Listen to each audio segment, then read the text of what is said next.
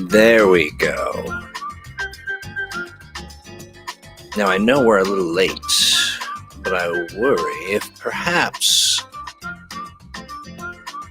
we've lost some friends in the shuffle.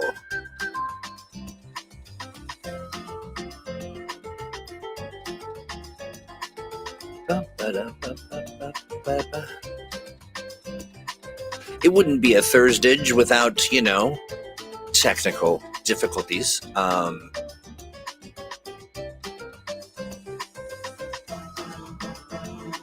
Not entirely sure what the problem was, but we at least got to the part where we can get a broadcast out. But live, okay.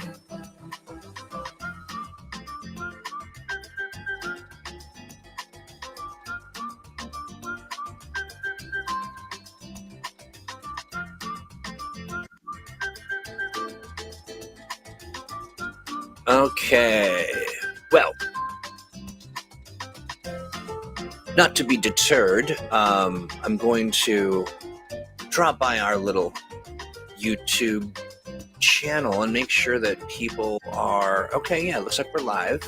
I can see us. Yes. It's a new link. It's a new link. I'll notify people in chat about the new link. Over there right now.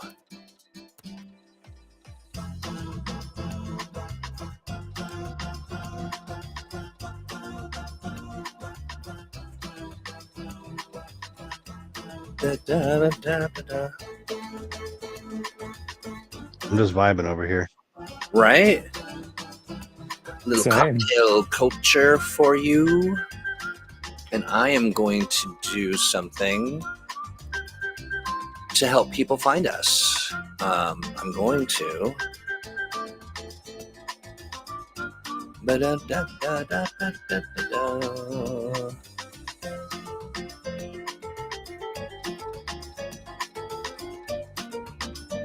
Oh, I know why. Friends, if you're just joining us, and I can't tell if you are quite yet, because we're just rolling around trying to solve all the problems. Unfortunately, our restream ran into a little bit of a glitch, and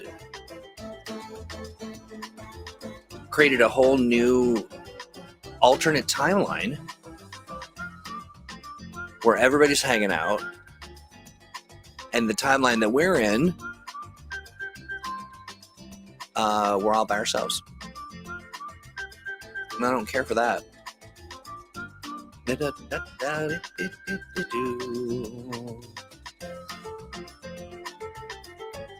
And I'm going to be able to fix this in just 2 shakes.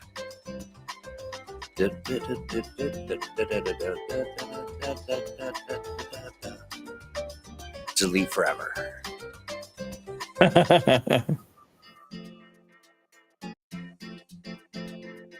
Let's see. Okay. Waiting for the final delete to be true. To be well and truly deleted. There we go. I love it when a plan comes together. Tiffo says, I remember this alligator toy being used in a meme where a cat's paw gets trapped in its jaws and yowls in pain. Like a little, I think I remember it kind of goes, meow, like a kind of almost like a fake little meow as it's acting like it's been hurt. But yes, this is the ferocious maw wherein people live, as realized, as visualized by one Duke Igthorn, El Duco in El Purpo, and of course you have the opposing city-state as realized, as envisioned by our friend Ren LeBeau. And just your luck, friends, they both happen to be here. Hi, friends. A little crazy, a little chaotic, but we had this music playing for a long time, so a little groove, a little fun, a little cocktail culture stuff. Welcome everybody to the collaboration series, wherein one hapless community manager wanted to create a battle map, and it has now turned into something amazing. A whole setting. A whole setting. Yeah, two Sorry about that. cities. Yeah, a little feature creep. A tale of two cities and one ginormous dragon. Yes. And you two are sort of like, wait, how would we call you? Like the originators, the brain trust. You're working on two separate elements. Ren, you're up in the icy spines of the slumbering dragon, and Duke, you're in the maw. I'm deep in the warm maw. Deep in the warm maw. And last week we worked a little bit on sort of setting the stage for the people and the players and the orgs that sort of run the city on the spine.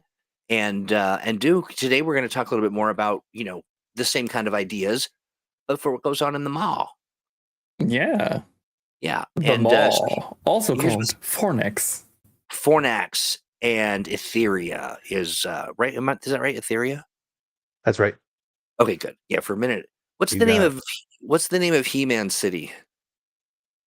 Eternia is the planet, and Etheria is the other dimension from which She-Ra is from, I think. Okay. Sometimes I have to walk ideas through the playground, or I have to remember what might have inspired me to have mentioned that. But so here's the thing: you are going, a friend, you in the chat, you the watcher, the listener, whether you're watching this on demand or you're hanging live with us now. You are a collaborator in this process, and we are, here's the deal. There's no varnish. There's no, we are unfiltered creativity, unbridled creativity, run amok. And we're just going to ride this dragon to wherever it takes us. And as a way of sort of showcasing how flexible and useful and interesting and fun it is to take bits and pieces of the adventure game engine, for which ThursdAGE gets its name. And that's why we call you all ThursdAgents. Because, the adventure game engine gets it done. There's just so many different mechanics and opportunities to sort of help, determine the vibe of a space and the mechanics of an organization and it's you name it, we kind of done it. Relationships. Have we done weather? I don't think we've done weather yet, but we've done hazards. Yes. Got a couple of those. Yeah. And so, as far as the adventure game engine, there's a lot of opportunity to play around. And we chose Fantasy Age because we're kind of playing around in the fantasy vibe, which I want to, I want to thank my friends who've joined us to kind of help walk us through. Both of you accomplished age aficionados, and were chosen because you are both entertaining and more attractive to look like on screen than me. And so that's not true, honey. You're quite adorable. Thank you so much. I bet you say that to all the Troys. But yeah, so that's what we're doing. This is just a very experimental, fun kind of opportunity for us to flex a little bit, showcase some of the good work of our good friends, and of course to collaborate with chat on elements of what we're creating here, opportunities. So really, in essence, you become a co-designer with us in this endeavor, and who knows what may happen. We may work on this for 5 years and nothing, or we may find that we've got a nice little something to put together, and maybe we all co-launch something in the Age Creators Alliance over on Drive Through RPG. Who knows? maybe we write a series of best-selling books and become, sort of like the James S.A. Corey, but we'd find one name for all three of us. We'll have to think about what that could be. Chad, if you have any thoughts on what the pen name would be for the three of us if it was just one author, I'd like to see Redu Hewitt, something like that. Yeah, like it. Okay, so I want to touch base just real quick with Ren, looking at where you left off and sort of the really great start we got on kind of the what goes on in the space and the people that might occupy it. What are your thoughts now, having kind of marinated in that process to date?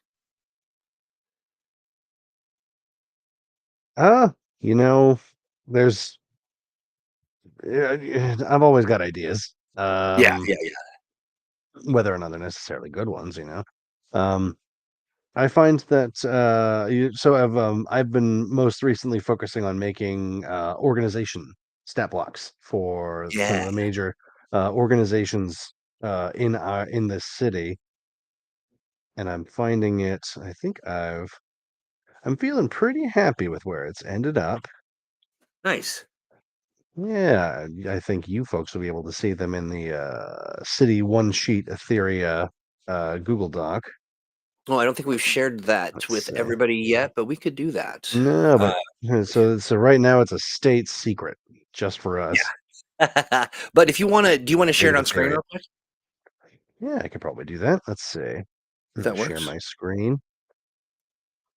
Let's see. Oop, where it's probably gonna loop a little bit, but oop. That's okay. Ren is so much more organized than I am. All right, here we go. There we go. Okay. Let me add that to the stream and make you. There we go. Okay. Ooh, oh wow. Here we go. Whoa. I was afraid of that. Nice. We're going to see the void. Staring into the void. Here we go. Awesome. So, Troy, you got me started on a little bit of this, and I decided to go ahead and jump into it, partially by ignore the incredible number of PDFs I have open. I was working earlier, but yeah, it's the tab curse. Yeah, let's see. But I've got down here, I've got the Fantasy Age Companion open up, and Ooh, nice. Yeah, and the Fantasy Age Companion gives me a lot of excellent stuff that it hasn't necessarily made it to second edition, but is still perfectly good. I'm presuming that it hasn't made it to second edition because it didn't fit in the core rulebook. And that's fine. Honestly, I think that's a direct quote. Frankly, there's so much that some things didn't quite fit in there. But that's what's beautiful about the age system, whether it's second, first edition or second edition, it's going to fit. There's going to be opportunities to use it if you so choose. They play very well together, and so I've had a lot of what's the word? A lot of success using stat blocks to help me tell the story. And I've got a couple of things right here. Let's see, we got the main features here, but the political groups was what I was focusing on most recently, and giving them a bit more character in terms of how they would interact with other organizations. Assuming that maybe some organization in Fornax is trying to, I don't know, try something. I like this. I would have numbers here, and these are not necessarily meant to be like character sheets that you roll a lot of stuff between. They're meant to be more like suggestions. I mean, you can run them that way, I suppose. They work pretty much just like characters. Like if you wanted to roll a might check, we've got the Chine Clan's Council here's got a might of 5. And if they were able to use their garrison or specialty troop chevalier, they could get a +2 on the roll, just like a player character would. Cool. I think for organizations, you usually don't have them if you want them to just sort of like do something. You'd mostly GMs are perfectly empowered to just look at the number and be like, an influence of 9 is very good. The Chine Clans Council could probably handle something that would require them to influence or use their sort of like their political strength. And maybe like intrigue 6, that's extremely good. That's quite Yeah. good. Influence 9 is starting to get a little up into the stratosphere, but intrigue 6 still plenty good. Yeah. Yeah. And if they were holding on to some secrets, maybe you could just look at it to be like, does the Chine Clan's council know about this? Maybe they might. I see. So that number can determine your sort of at a glance, like, okay, yeah, like if they're at a 6 or Yeah, if they're at a 5 or a 6, maybe that's something that they do know, or if it's a little lower, depending on what the yeah. stat is. They're definitely on a scale, or at least I try to use it as sort of like a multiplicative scale that like it would be similar in context to like looking at a player character. If a player character had a stat of 12, that would be incredible. I would actually have many questions about how you actually got there. Yeah. Because you can practically bench buildings at that point. If Yeah. that's your Okay, very strength score. interesting. But Yeah. Is there you a know, good? Is there what would you recommend for folks if they want to wrap their mind around that scale? yeah. Is there, Um, where would they go to kind of get a good deep dive into that? You'd probably want to look at the character creation stuff in the Fantasy Age core rulebook. I don't think I have the Yeah. PDF pulled up right now, but No, that's you look at the character creation, character abilities. Usually average at 0 would be sort of like the average number for anything, for any ability. And once you start going above that, you're above average. And since but you can go below that as well. I think you can go down to -2 with abilities if you're I rolling them think okay. randomly. Maybe a -3 if you roll like a 3 on your random generation. -2, Um, -2 to 4. -2. Okay.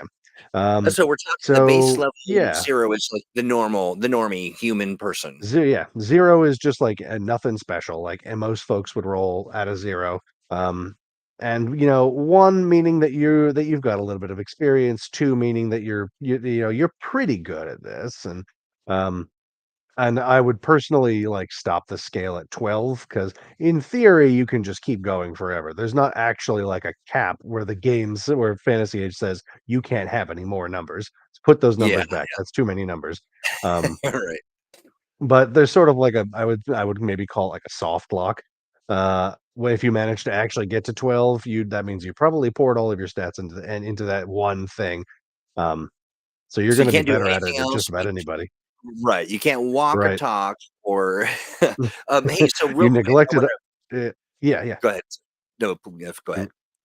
you neglected all of your other stats to be real good at hitting good with sword, and you're not Right. going to miss anyone's defense at this point. The GM is going to stop asking you to roll the check. Right, because you're just gonna get Probably. it.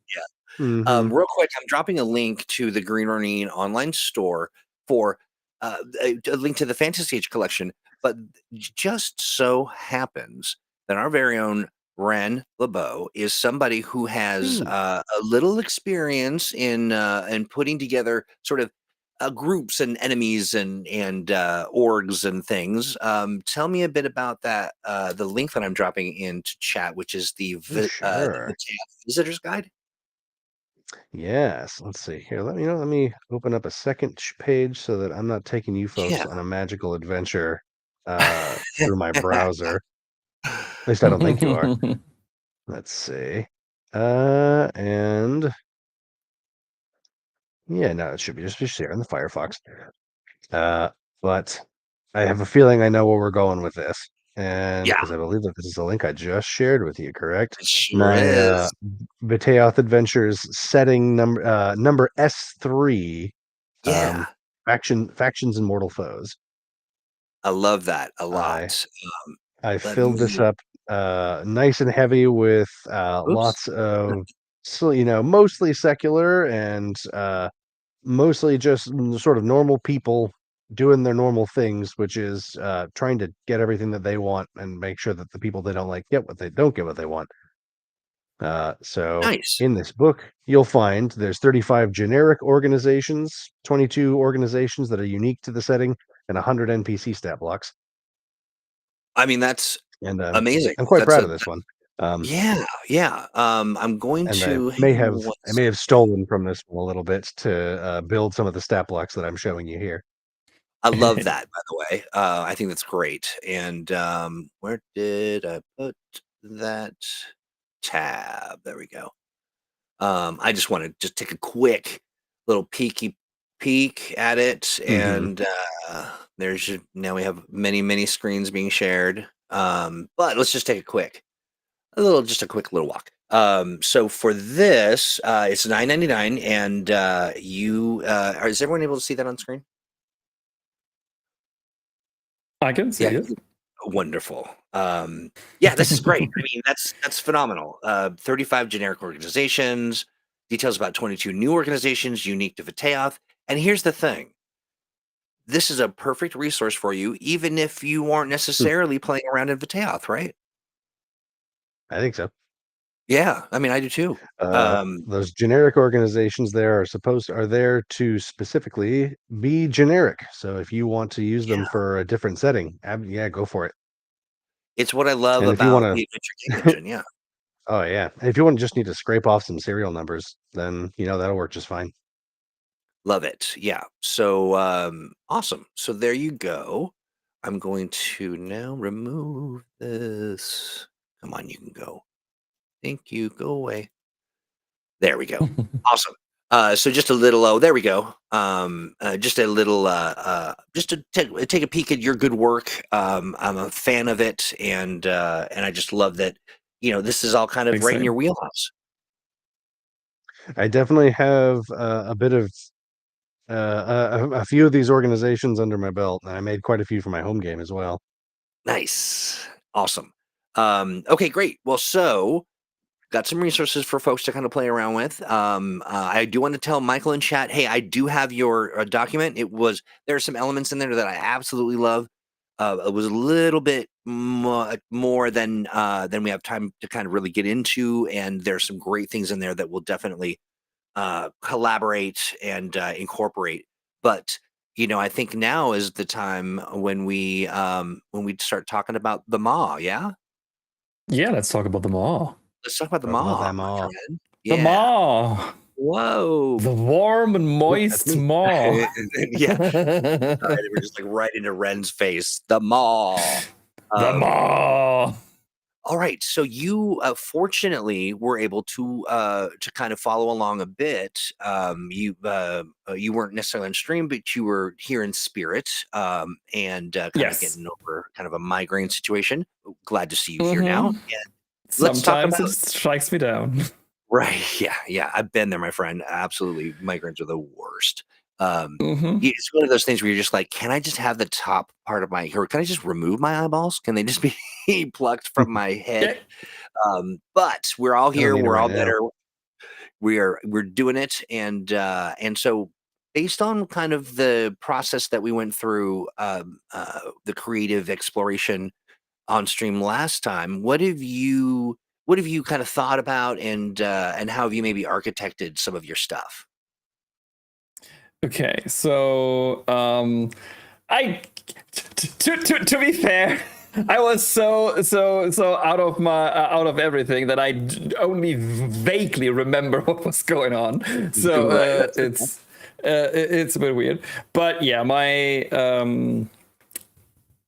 core idea, at least about the maw, Yeah, is since it is quite opposed to what Etheria does. Etheria is not a place of abundance. It's cold. It's scarce. It demands a stoic. lot from its citizens. Yeah. Whereas Fornax is fairly giving. At least the environment is. Yeah. It is warm. Maybe a bit too humid occasionally, but not in a super unpleasant way. there is like the inside of the maw has like a lot of stuff where things can grow. They can utilize the inner dragon's heat for like steam engine-ish kind of deals where they have like pipes going down, like a little bit of modern amenities in a step down way that they can utilize through that, like a lot of things that are in motion, I would assume, through Steam. They have the gullet gardens, which is basically like if you have your tongue and the back part of your tongue before it dives down into your throat, that's the area where they grow a lot of stuff. Kind of a freaky hydroponics kind of vibe or something. Exactly. The ground is very fertile and moist and self self humidifies. That is pretty cool. Then the city structure itself, I kind of envisioned in multiple like areas that house different things. Sure. My original idea was when the first people came to this dragon without really knowing what it is, or maybe it's still unclear. Well, yeah, it's crash, or we've got to kind of flesh that out a little bit, but exactly. And I'm still unsure if the people know this is a dragon or if they just think it's a very cool cave. I think there's a lot of conspiracy theorists out there who are they're trying to tell you that this is a dragon. It's just chill out, guys. It's just a weird cave. We got weird caves all over the place.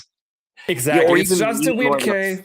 A philosophical kind of like, why would we worry? Why are we worried about that? Like, why would we even it provides, we're here, we're comfortable, we're providing for our families and for the city and sticking it to those icy folk up on the spine and Yeah, the idea I had was that was frigid folks. But the idea I had was like the first people who came there who witnessed the cave in its original state. Probably were most weirded out by it because it was so symmetric, like with the teeth, and maybe one was broken off, but still, it's a very symmetric thing that you wouldn't expect to come about naturally. So they were either thinking, okay, this is a dragon, or they were thinking maybe an ancient civilization lived here and made this look like a dragon, but they left. So why not go here? Yeah, okay. and that's probably where they stopped thinking about if this is a dragon, because it never did anything dragony. I mean, sure, there was like heat and breath and all of that, but you have those in caves. Inside of mountains, lava comes out. It's not that abnormal. Exactly. So I guess culturally they do call this a dragon. But most of them think, of course, this isn't a dragon. It's just looking like one. They made it look like one, so it's cool. And also keeping people away, because if it looks like a dragon, pretty good fortification. Yeah. So very interesting. And the first people, the first people probably made the lower jaw teeth their first settlements, because they could carve their homes into the teeth, and that would be fairly fortified. And later on, these people were like the richer-ish, like the middle upper class or something of who was living there. And then after the teeth more or less were settled in, like their little hanging bridges between the teeth, so you can walk between them without going down, and you have probably multi-storied things in those teeth because they are fairly big and large. Basically, help us out just visually. Are we looking at a dragon's head like that's laying down sideways on the ground, or is it sort of like open wide and with the kind of lower I think, jaw? And yeah, I think kinda how it comes with the crocodile toy. That's probably the thing. That was my It's an vision, too. open. It's like this, and its mouth open, and it just never closed it. Right. For And we're whatever talking reason. the scale of this is monumental. I mean, it is massive in size. Yes. Yeah. So it would be breathtaking to kind of come up on this and see such a massive maw. Like it, Definitely. Hey, And I just wanted to let Tempo know. Hey, Brandon, I see your idea, and I think it's really an interesting one. We're gonna pause that and kind of continue to populate the mob. But there's been discussion about there needing to be some kind of an intermediary group or a different third thing that somehow lives outside of this maw. But we can get into that, and maybe they are some kind of red-skinned draconic humanoids. Who can say? Could be. You never know.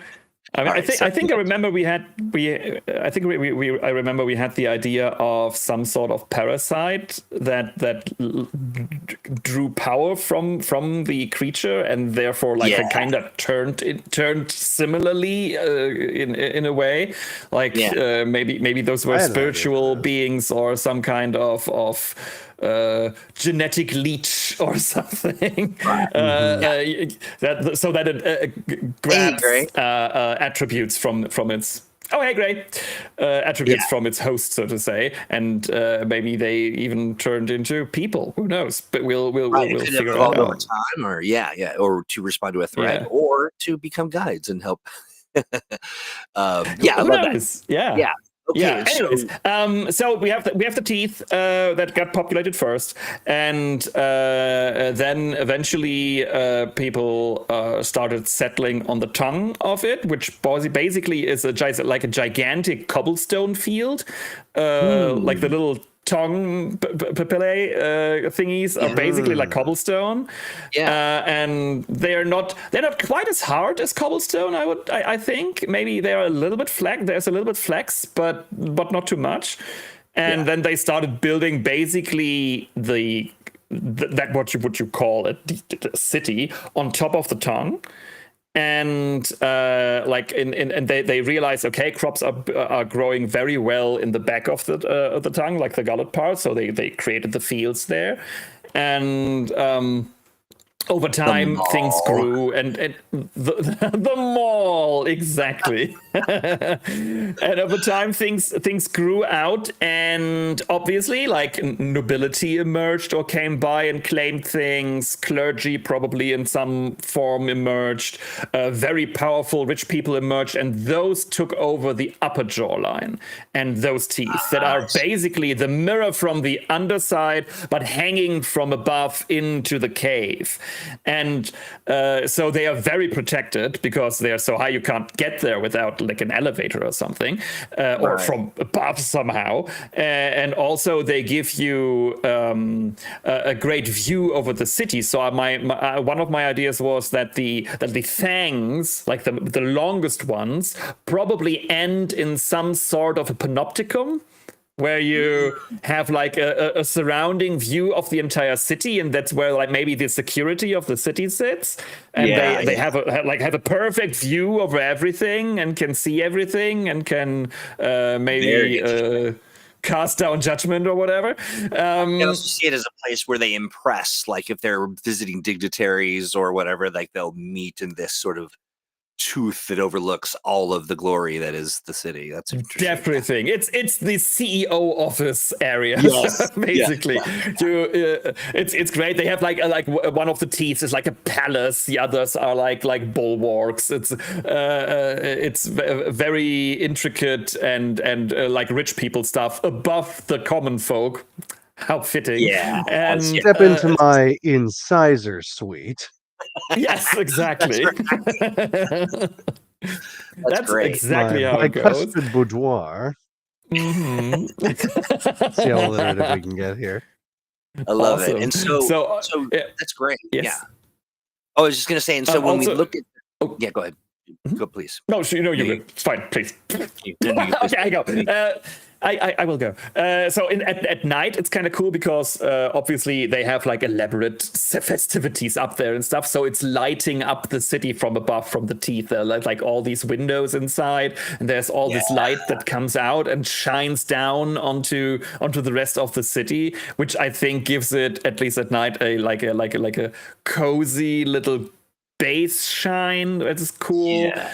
And also, I'm pretty sure they will have like some sort of glowing moss in there, like somehow, like in the back part where there are some like mold or whatever is growing in the moist lichen or something. Yeah.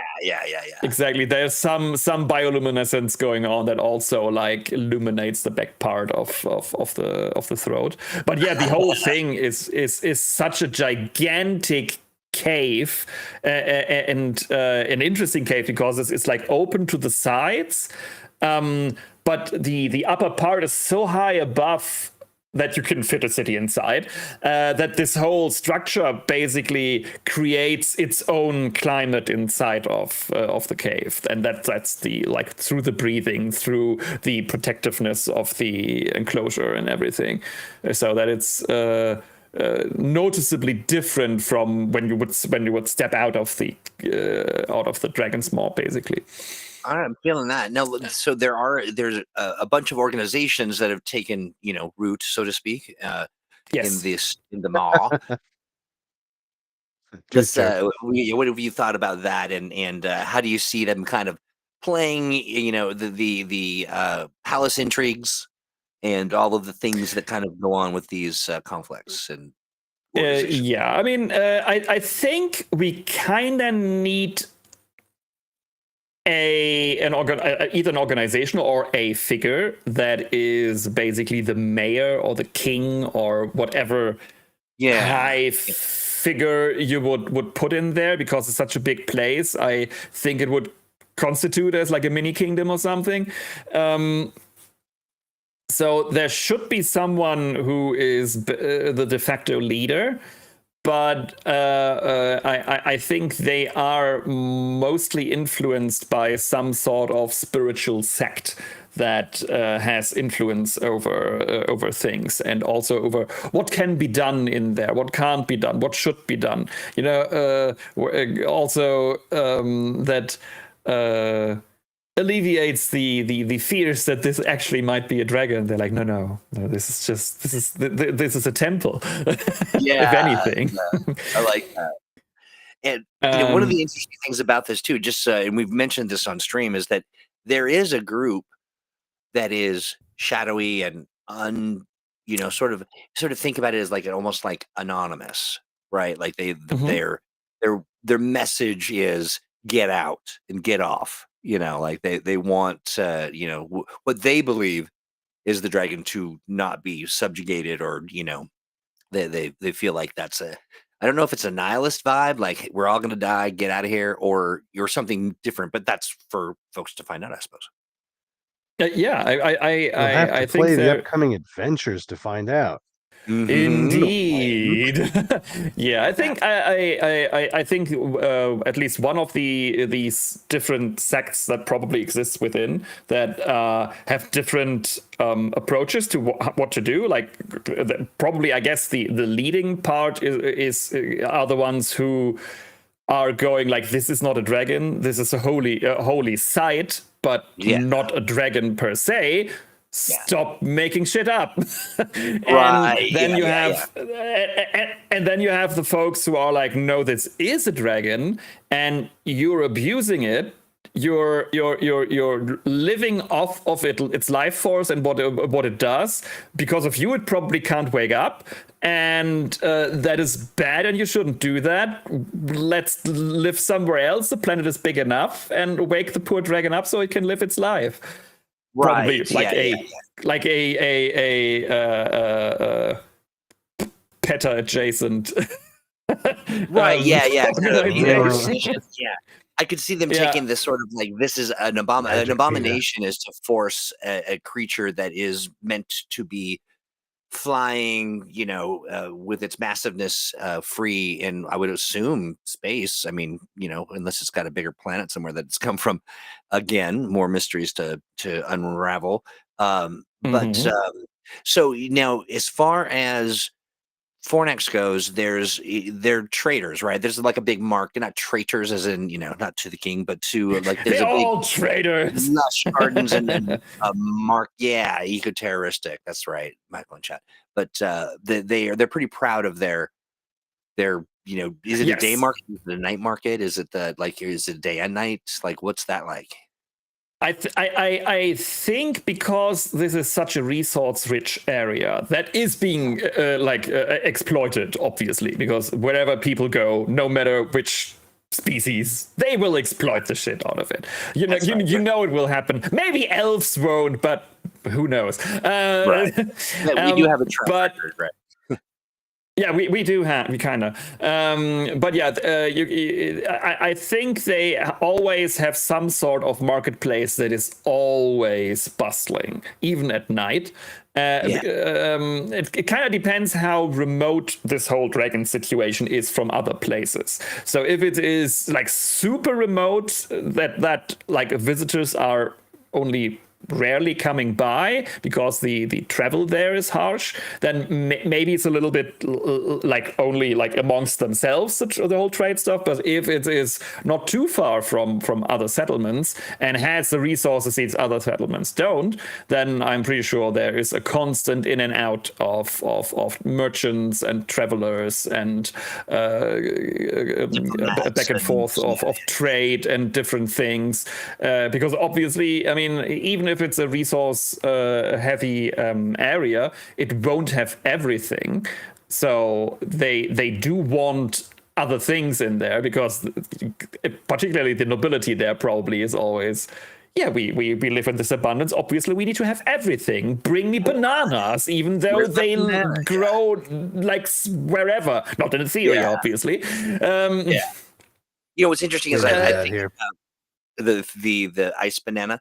What's interesting is the juxtaposition of this culture versus Etheria. The idea that they're certainly more welcome, open-armed, and come on into the city, and in so much as there's certainly secrets or places that people can't get without the right credentialing. But I also imagine that there is a kind of because there's so much abundance, there's a bit of almost like a reckless excess at times, and a lot of celebrations, and a lot of, I would imagine, at night that it's like there's music and dancing. And do you see them maybe doing like some kind of a siesta type thing because their markets are all kind of always going? Is there a certain time where things just shut down and you can't get a thing? Or like, I'm thinking of Spain, that kind of a. I mean, the origins of the siesta in Spain and in Mexico are basically climate based, because you can't work at midnight at midday when it's so hot that it would be insane to do so. So you just don't, and do your stuff later on. Yeah. I don't know if it could be that the dragon and the maw has times when it gets hot because of the dragon's breath or something, but I don't think it happens every day. This is probably a seasonal thing, or where the breath gets hotter and hotter and hotter, and then then they probably do different things. People go to their vacation home in Etheria for. Or something, and where the crops don't really grow because it's getting too dry, and when they get more stuff in. But this usually kind of announces itself that it happens. It's not very regular, but it announces itself with certain behaviors of the cave, where people are like, oh, okay, this is starting now. We go into a season of heat. Let's prepare for that, and that's when things kind of simmer down a little bit. But when that is over, then they start partying all night again. I'm pretty sure. Yeah, absolutely. And so we've got trade groups that would need to be sort of a realized political system, a religious system. And then we've talked a little bit about the kind of the cult for dragon release, and the other group that's like, no, that's not. This is just fine. There's nothing weird here, and this is our place, and enjoy it. Exactly, and there might even be like a third faction that is there. I think all of these factions are in a sort of balance that no one except like maybe the main one has like the aegis over things, but the other like opposing factions are more or less balanced against each other, so things don't escalate, at least for now. And I think another faction could potentially be a group of people who are like, yeah, this is a dragon.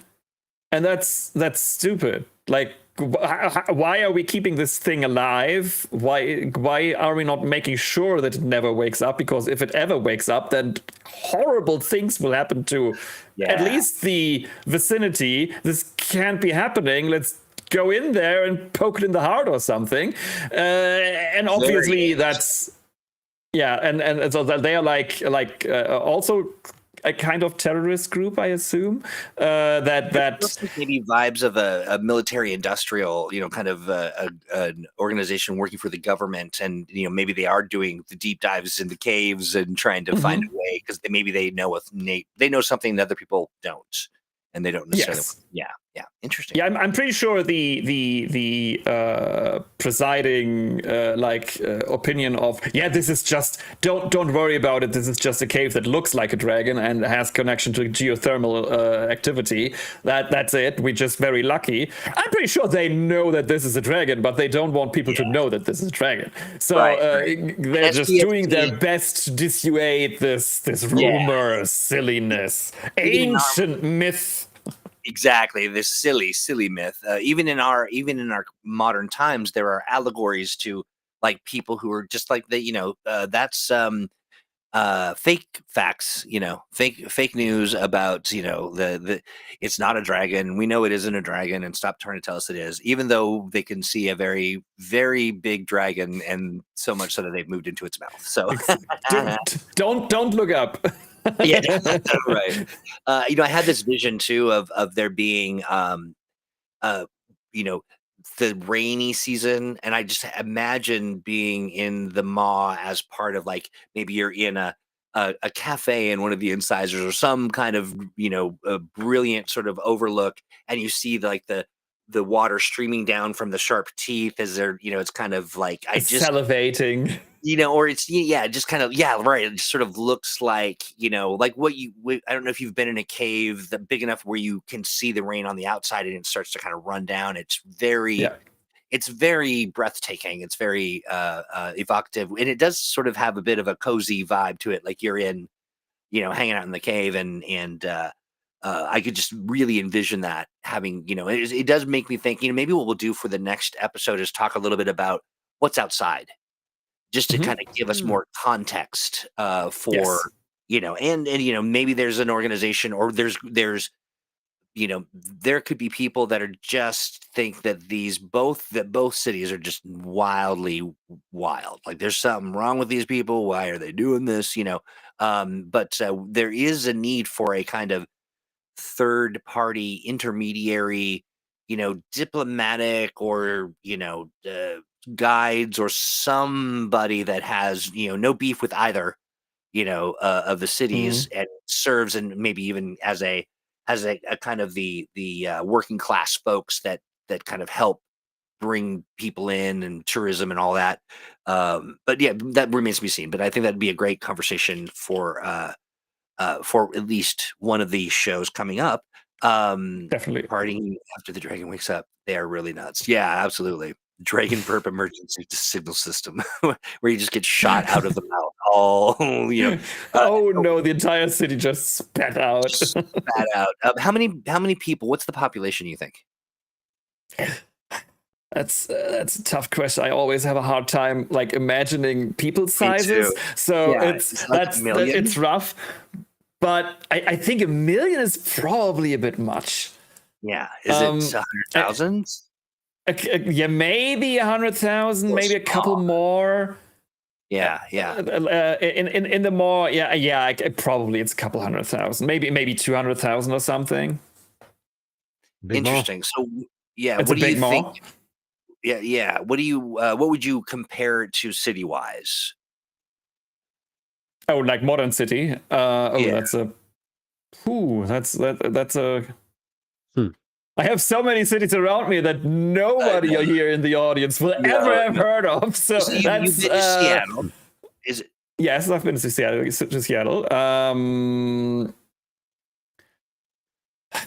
I think let me try to imagine things. Yeah. While you're imagining that, Ren, have you thought about the population of your city? I'm thinking about it. Let's see. One of the yardsticks I like to use when building my own cities is, I mean, I use a lot of Pathfinder as quite a few yardsticks for myself, just because I feel like those folks Yeah, have got a pretty good grasp on what they're doing. Um, certainly. and one of their biggest cities, in their setting of Galarian, has a population of about 300,000. Mhm. So Yeah, that's one of the few like yardsticks I was like, okay, this is Absalom. This is the city at the center of the world. This was on the Isle of Cortus that was raised by the god of humanity, Aridin. This is like the the city. flagship. Uh Yeah, yeah, capital T, capital city. yeah. And so 300,000 or so that so I presume that sounds like an awful lot. I don't actually Yeah, really even know I'm actually. population sizes for modern I don't cities. either. Yeah, It's I'm not gonna something look I've at looked into, but mhm. population But for like uh, big of Seattle. fantasy city, 300,000 I think would probably be like, That sounds about right. eh, Yeah, granted, if it's like if it's in if it's a setting defining city and this is a cosmically large dragon, a couple 100,000, I don't think that would be unreasonable, I f- I for feel like Fornax, especially I, because it seems like a very densely populated place. Um, right, right. I'm feeling like that Etheria 300,000. So this population of Seattle is as of today. Oh no, as of 2024. I mean, sure, is 780,995. Woo. So that's a big, big Oh, yeah. city. 300,000 feels kind of like right in the spot, I Mhm. think. Yeah. Anyway, you were going to And say something. 700,000 was Seattle or what? Seattle? Seattle Almost core? Seattle almost core? 800,000. That Okay, is just Okay. Seattle proper, just we'll say. yeah. Okay. Like the Greater. core, Yeah. okay, that makes sense. Yeah, probably. I mean, it's I would assume if you have teeth that are basically like maybe not exactly but nearing skyscrapers, then yeah, that you can fit a big city in there. So that's This is very probably it. interesting. Yeah.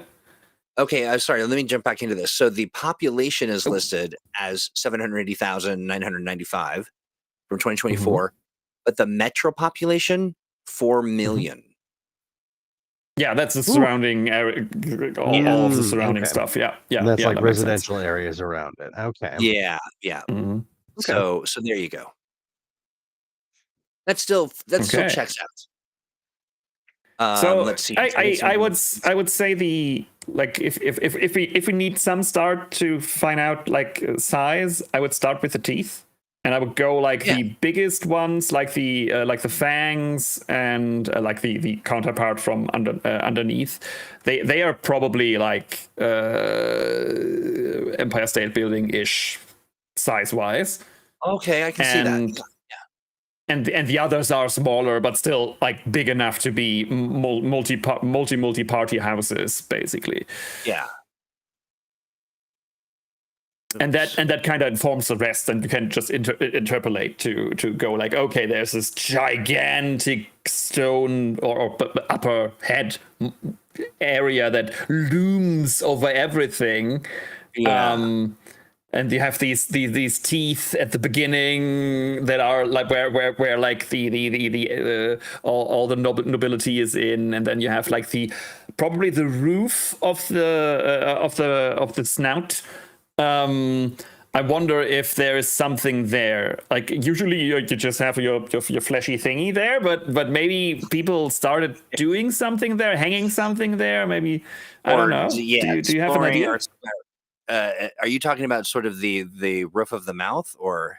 Yes. Yeah. No, that could be a whole bunch of stuff. I mean, like, are they somehow able to get into the nostrils? Oh. Because that's the palate, right? They kind of climbed out. Yeah, very interesting. Yeah, and it could be that the nostrils are heavily guarded because they are an entrance into the basically core of the city. If you just go along and come back out, you come back out from the inside. So if you want to infiltrate the city, you maybe don't want to go through the teeth, but you want to go to the nostrils because that's an easier way in. So probably there's a huge guarding force there. Could there be a space in the lore for the religious sect to spend some time there, or in the nostrils? You mean? Yeah. Like, where do they live, in the city? I think the proper people, like the common clergy, they would be. Yeah, they would be amongst the people basically because they need to, maintain this myth of this is a holy place. This is not a dragon. This is a holy place for a dragon god. For what I care, and so they need to be amongst the people. But the upper echelon probably is also in the teeth, like in the upper teeth, somewhere. I was thinking of sort of the core sect, or like I'm imagining there being some. Tribulations, some things you have to endure, like maybe you have to go on a pilgrimage into the, into wherever you go inside of these caves, or the dragon, the whatever, and make it. I got to make it out of the nostrils, or or something like that. Just some kind of weird, like get into the belly of the beast, be exposed to whatever weirdnesses, and I think we also talked about, if I recall, a group of people that were like. Had spent a little too much time foraging deep within the heart of the, exposed. They got to the acid pits. Yes, yeah, I love that. I could just see sort of a very interesting character that is sort of a little steampunky, a little like nocturnal, with like the glasses and this sort of the monocle kind of look, and they're a little touched because they've spent some time, they've seen some stuff. Yeah. Also, I think one like very important part, probably next to the fact that this is resource abundance for stuff you need to live. Yeah, you can grow food there. It's fairly comfortable there. You have all the stuff that lets you live. But since it's a dragon, I'm pretty sure the resources include super rare materials that are like a special metal that only dragon scale can provide, like a certain stone that is responsible for dragon fire, like the carbuncle stone, like of myths, so to say. So like these kinds of things are being mined inside of the dragon. Right. And sold outside for humongous amounts of money. That is, and the most of the people living there. I think there is a good chance that there are these special miners that live there that are like sworn to secrecy of what they are mining down there. Right, very interesting. I said this flash. Now, Paul mentions in chat the mall would be much more sustainable, but because it's restricted in size, you'd end up with a higher population density. That makes perfect sense. The teeth would be kind of act like a ring of mountains around San Francisco. I'm imagining if you're walking up to the city and you get to the lower, the teeth almost act like a gate, and I could imagine too there being some sort of a well-defended split in the teeth, or a tooth that's missing that is sort of the entryway, you can, like that's you can get in and out many clever ways, but I could really see that being the grand, sort of doorway to the city. Definitely, like the outfacing part of the teeth surface, so to say. That is the part where they didn't dig in and put windows inside and holes and entrances. All of the entrances and all the stuff is inward facing. Outside, you have a perfect palisade of trees, of teeth, basically, except for that one thing that is missing, or where there's a gap where they put in the gate. That probably makes the most sense. I like that a lot. Holy crap! It's 9 minutes after the hour. So here's So I think that's right. Yeah. Paul mentions kind of like a pass through. That's exactly right. So exactly. So I think we've established the vibe. We've we've talked about organizations and some of the and some of the missing elements, like maybe they're the third party, that kind of the diplomatic corps, or some group of people that liaise, or traders, or Sherpas, or some kind of a group. I'm really gelling with the idea. I mean, it feels right. It feels there's the juxtaposition of the two cities. Feels like now it's time, and when I say now, I mean next time.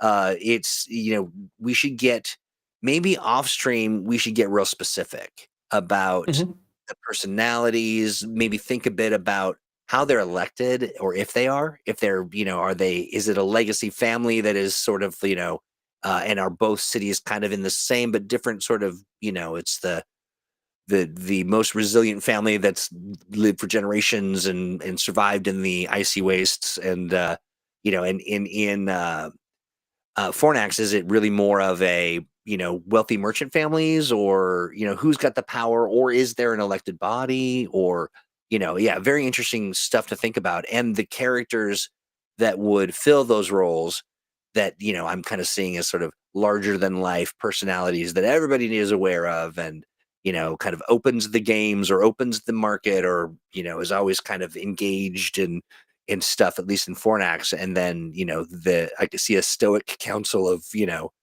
icy elders looking down from these thrones of ice or something. I don't know. But let's fill in some of the gaps on the people between stream, and then when we get back, maybe we can sort of play around with what it looks like. Take a season. How do things change, and what forces the two cities to engage with each other? Is it feats of strength? Is there a yearly sort of gathering of the pointy sticks, and everyone gets together and screams at each other? Got some Olympics. Yeah, right. Yeah, exactly. Whatever that might look like in this world. And then maybe we also spend a little time. One of the things here's a few things we need to do. We need to fill out the world around the dragon, and some of the lore, like, if these are the only two cities that decided to hop on the dragon, where are the others, and what are they doing, and what do they think of this? And then the weather. I find that that's an interesting opportunity to kind of look at what seasons might be, but really what people want is a bestiary. Like, what are the creatures and things that can be found, and some of the cultural sort of touchstones that, if you grew up in a dragon's mouth, you might have some colloquial kind of ways to refer to the to the existing in the space, and maybe that changes based on whether you believe or not. And then then we've also got the cult. Like that's a real fun opportunity to sort of, what do they look like? Are they scary? Are they, is that the red skin dragon, the draconic humanoids?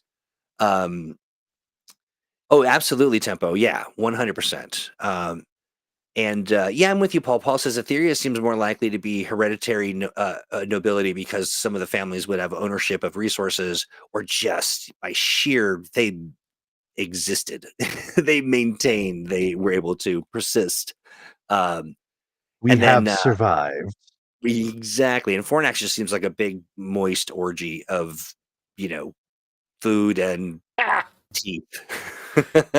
Yeah, it's Uh, all moist.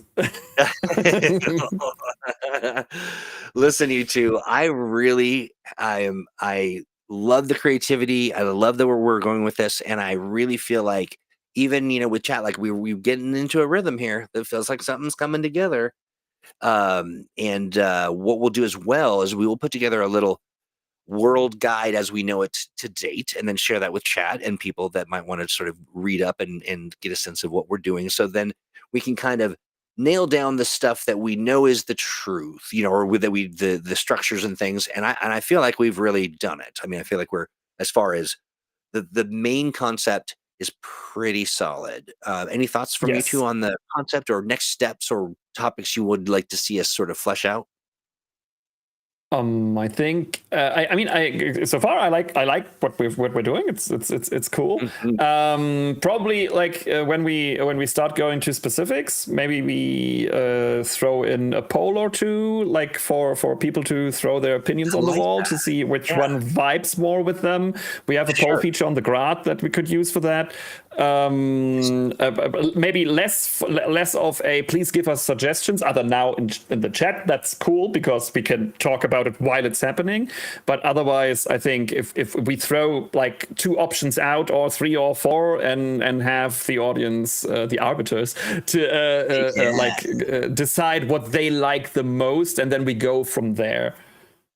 I think that's great. Yeah, I think that's great. And I think that there's probably room for some conversation threads, both in the Atomic Think Tank and Yes. in the Grad. And I love what we're doing. I think this is great. We've got a lot of momentum. We just now need to, get those beasts and figure out what the heck they're all about and flesh out some of these characters. So do you guys feel like you'll be able to sort of noodle on some specific people or family lines, or to kind of fill in those gaps between now and our next ThursdAGE? I think people will be a very good thing to have. The Yeah, big names, the names that everybody knows. They'll add a lot of yeah, context and a lot of character.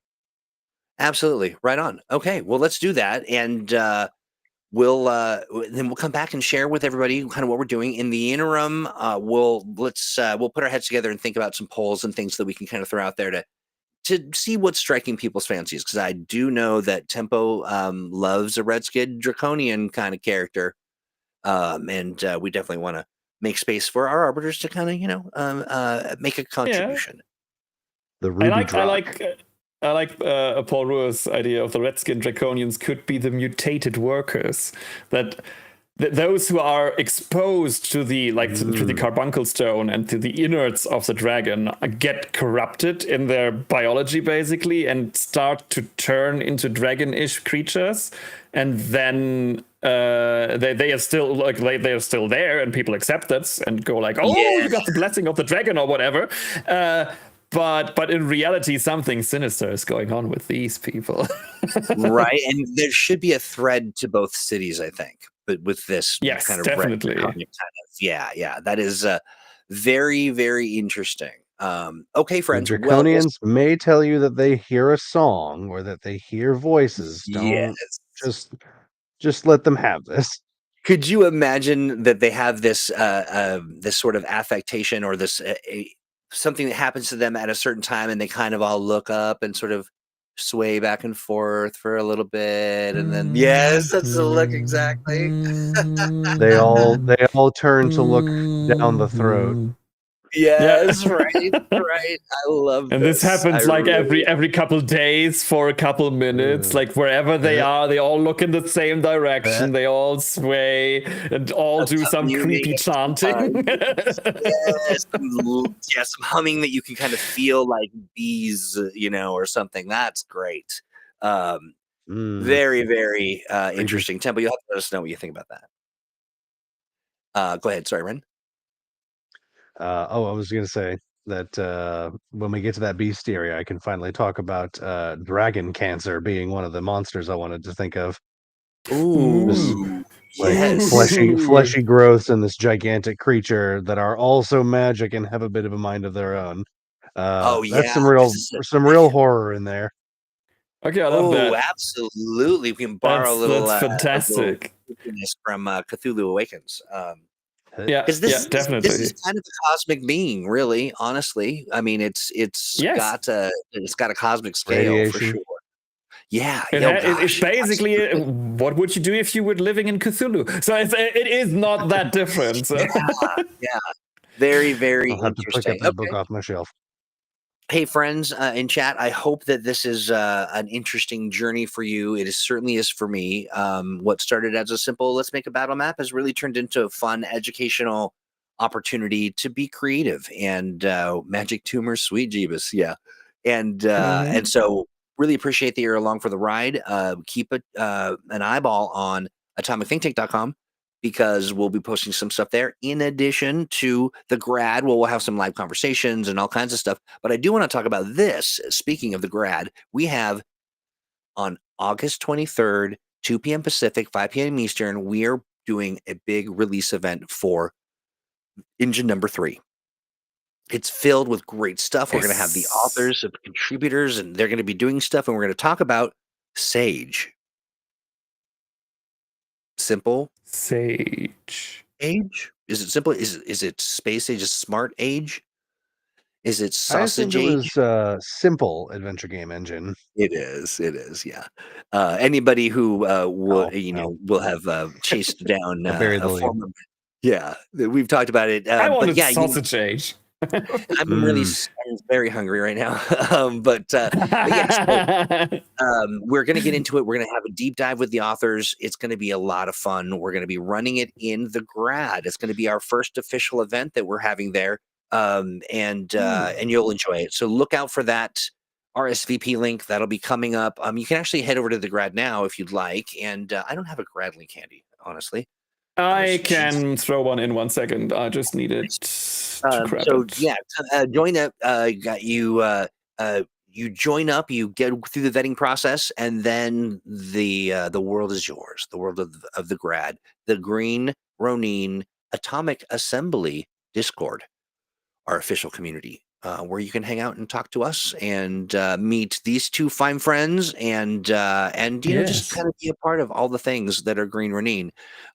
In addition, I want to let folks know that in the Atomic Ooh. Think Tank, we've got all kinds of things going on, but you might have heard something about a little 4th edition Mutants and Masterminds. Mhm. We made the announcement. We've got the playtest version out there. If you are just hearing this now, get thee to the grad or get thee to the Atomic Think Tank and the grad as well. And which you can do by going to atomicthinktank.com. But in addition, there you can find a GM there. You can find players. You can find answers, events, and all your friends are there too, like us. I Yes. also All of us want are there. to. Yes, we are all there, all day, all night. In addition, tonight after this program, I might be a little late, just because I need just a little bit of a time to eat something. But tonight at the Atomic Think Tank, we'll be hosting office hours. So get tanked with Troy, where we hang out and maybe you got something on your mind. Maybe you got an idea. Maybe you want to pitch an actual play. Maybe you are a streamer who wants to connect, or maybe I've forgotten something and you want me to do that thing. Come to this meeting. This is the great place for you to just sort of hang out and say, and I don't know. It's called office hours. I don't really know how productive I am here, but it's some of the most fun I have all week. It's really great. Oh, Everybody is welcome. It's it's rousing. always a great time. Yeah. Yeah. Always something to talk about. Always when we take flights of fancy and then just get into the real hard questions. I'm trying to think of some of them. They're so esoteric sometimes. We get into it. I think we got into old.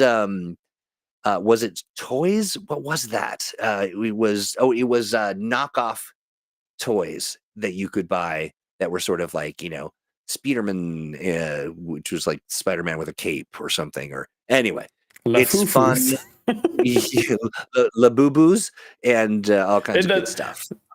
Yeah, the Woos are the official ones. The Fufus are the fake ones that are also now in trend. Don't ask me why or how I know this. Oh, Okay, It's nice. terrible. It's Nice horrible. Everything. La boo boo or la foo foo. Miss Dan Mhm. says if you really want to get tanked, go in with an empty stomach. That's right. Oh, Open yes. minds, empty stomachs, bright eyes, go team, something. And then what do I have here? What's this? Oh yeah. Join the grad. You got the link in chat. We have a lot of fun there as well. Lots of things cooking. It is Jay, it's on Thursdays now. Yes it is, friend. Yeah. So the office hours are after ThursdAGE. It's a lot of fun. Yes. So do join us. And I think with that, my friends, I think we are done. Yeah. Woo! Any got thoughts it. for We did it. good of Good time. We did it. We did it. And hey, you two, thank you truly from the bottom of my heart. I'm really enjoying this time with you, and we're really getting creative, and I look forward to what comes of this feature creep and fun Thank you for time. having us. Absolutely. Yeah. Right on. All right. Well, we'll bring these two back next week for ThursdAGE. Don't forget Monday for Mutants and Masterminds Monday, and have a great rest of your week and a wonderful weekend. We shall. And everybody have a nice weekend. Goodbye.